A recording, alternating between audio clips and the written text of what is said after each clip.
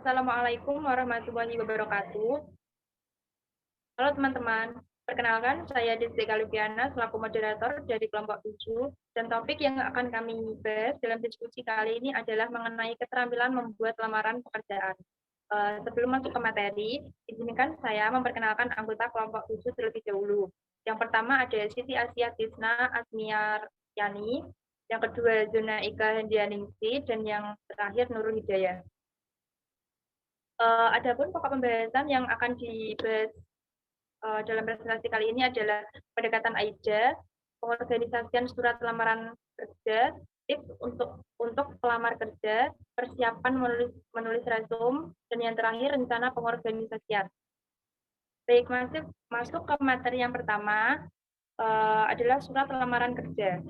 Surat lamaran kerja atau application letter atau cover letter digunakan untuk melamar pekerjaan pada posisi yang kosong di perusahaan atau pemerintahan. Surat ini berfungsi menjelaskan kepada penerima kerja mengapa pemohon layak memenuhi kualifikasi untuk dipekerjakan pada posisi yang dibutuhkan. Pendekatan AIDA. Pendekatan AIDA dapat diterapkan dalam penulisan surat lamaran kerja untuk menggugah perhatian pembaca. Pendekatan AIDA sebagai berikut. Yang pertama ada attention atau perhatian. Pelamar kerja harus dapat meyakinkan pihak organisasi atau lembaga pencari kerja, pembaca, bahwa pelamar kerja memiliki sesuatu yang bermanfaat atau dapat menumbuhkan rasa tertarik bagi pembaca. Yang kedua, interest atau minat. Pelamar kerja harus dapat menarik perhatian pembaca dengan menjelaskan relevansi pesan-pesan yang disampaikan. Yang ketiga ada desire atau hasrat.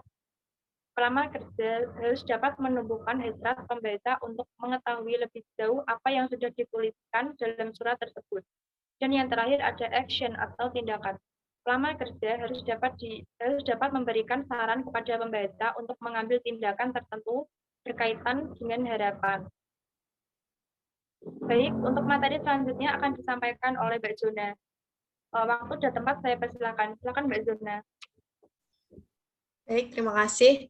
Materi selanjutnya yaitu ada pengorganisasian surat lamaran pekerjaan. Yang pertama yaitu paragraf pembuka, lalu ada paragraf pertengahan, yang terakhir adalah paragraf penutup. Next. Paragraf pembuka yaitu surat lamaran pekerjaan sebagaimana bentuk surat-surat bisnis lain harus dibuat sebaik mungkin dan menarik perhatian atau attention bagi pembacanya. Surat lamaran kerja yang baik yang menarik perhatian pembacanya perlu mencantumkan hal-hal berikut ini. Yang pertama, rangkuman. Yang kedua, nama. Sumber publikasi, pertanyaan. Yang kelima yaitu cuplikan berita. Yang selanjutnya yaitu paragraf pertengahan. Setelah menarik perhatian pembaca pada awal paragraf, pelamar kerja perlu menyajikan kualifikasi yang dimilikinya untuk mengisi suatu pekerjaan yang diinginkannya. Usahakan penjelasan dalam paragraf tersebut benar-benar sangat diminati atau interest dan sangat diharapkan atau desire oleh pembaca.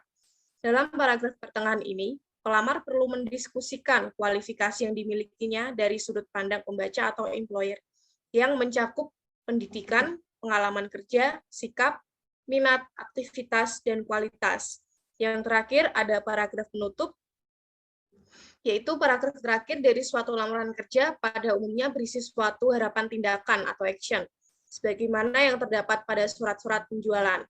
Pelamar kerja dengan jelas menyatakan keinginannya untuk melakukan wawancara sesuai dengan waktu yang telah disediakan oleh organisasi perusahaan atau lembaga yang dilamar. Next. Tips untuk pelamar kerja yang perlu Anda perhatikan yaitu pertama yaitu pelamar kerja harus mempunyai kualifikasi atau pengalaman kerja untuk posisi pekerjaan yang dikehendaki. Yang kedua, bangkitkan minat terhadap kualifikasi yang dimiliki. Yang ketiga, tunjukkan hal-hal yang positif. Yang keempat, usahakan surat lamaran kerja rapi, bersih, dan menarik. Yang kelima, tulislah surat dari sudut pandang pembaca, bukan dari sudut pandang penulis. Yang keenam, yaitu tekankan hal-hal yang membedakan dengan pelamar lainnya. Next.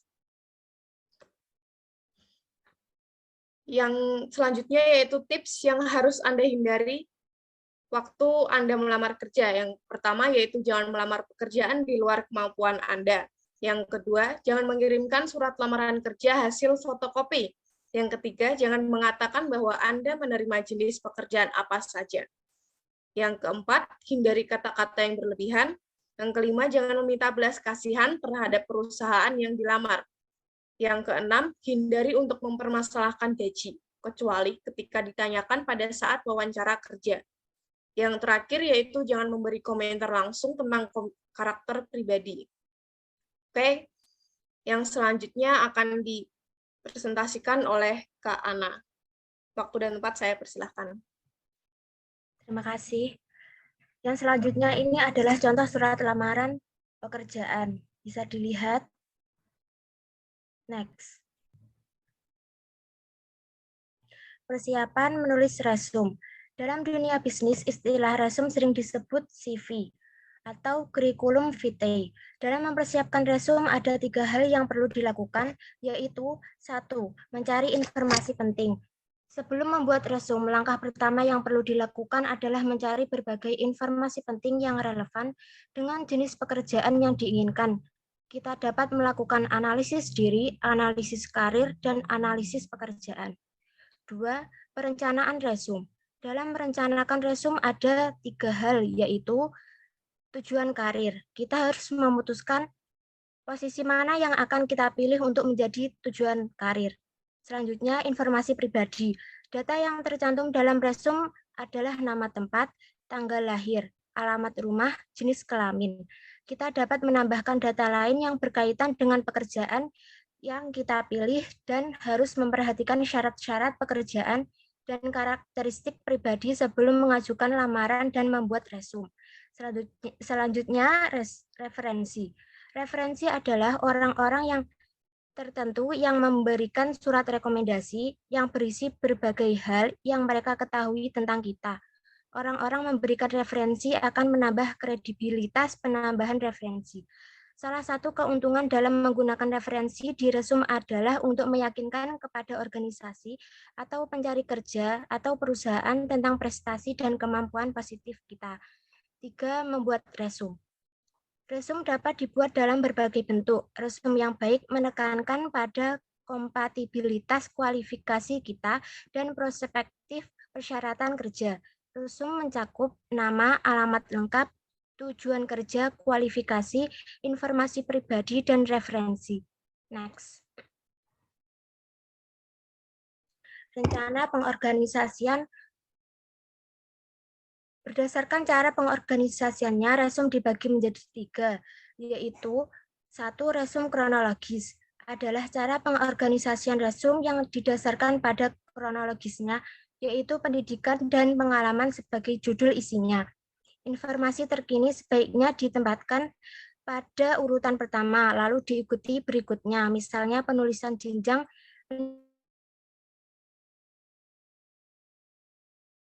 pendidikan dimulai dari jenjang tertinggi. 2. Resume adalah resume yang disusun atas dasar fungsi-fungsi dalam organisasi yang dapat dilakukan dengan baik. Resume fungsional memerlukan suatu analisis diri, karir, dan pekerjaan secara lengkap. Beberapa fungsi penting dalam suatu organisasi seperti fungsi pemasaran, keuangan, akuntansi, produk sumber daya manusia, penganggaran, komunikasi, hubungan masyarakat, dan sejenisnya dapat dijadikan sebagai judul tersendiri dalam resume. 3. Resume kombinasi adalah kombinasi antara resume kronologi dan fungsional.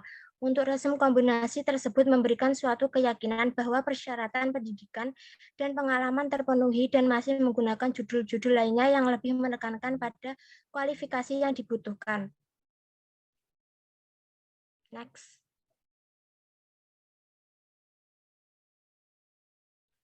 Rencana pengorganisasian resume. Untuk membuat resume yang baik perlu diperhatikan 4 hal, yaitu kerapian, sederhana, akurat, dan kejujuran. Dalam menulis resume, usahakan menggunakan kertas yang bersih dan kualitas baik, jangan ada coretan dan ketik dengan huruf yang baik. 2. Atur format resume serapi mungkin, enak dibaca dan berisi. 3. Di samping kerapian, bahasa yang dilakukan harus jelas, sederhana, tidak bertele-tele. 4. Yang lebih penting adalah informasi yang disajikan adalah benar, tidak mengada-ada. Dengan kata lain, berikan informasi sejujurnya. Selanjutnya akan disampaikan oleh Kak Hida. Waktu dan tempat saya persilahkan. Berikutnya adalah CV ATS friendly. Maksud dari CV yang ATS friendly yaitu CV yang kamu miliki bisa terbaca oleh sistem, sehingga mempunyai peluang untuk lolos ke tahap rekrutmen selanjutnya. Agar bisa terbaca oleh ATS, setidaknya CV kamu harus punya ciri-ciri sebagai berikut. 1. Dibuat dalam bahasa Inggris. Dengan begitu, ATS akan lebih mudah membaca isi CV kamu, seperti skills atau pengalaman kamu. 2. Tidak lebih dari 2 lembar. Banyaknya halaman juga akan mempengaruhi keterbacaan dari CV kamu. 3. Memakai jenis font standar. Tujuannya agar bisa dibaca oleh sistem. Gunakan font seperti Arial, Helvetica, atau Times New Roman, atau font standar lainnya. Ukuran font juga jangan kurang dari 11. 4. Mencantumkan kontak. Data diri juga bagian yang wajib ada di bagian atas CV yang berisikan nama, alamat email, dan nomor telepon. 5. Desain CV yang simpel. Keterbacaan juga akan dipengaruhi dari pemilihan warna CV kamu. Biasanya CV yang ATS friendly hanya memakai warna hitam putih saja.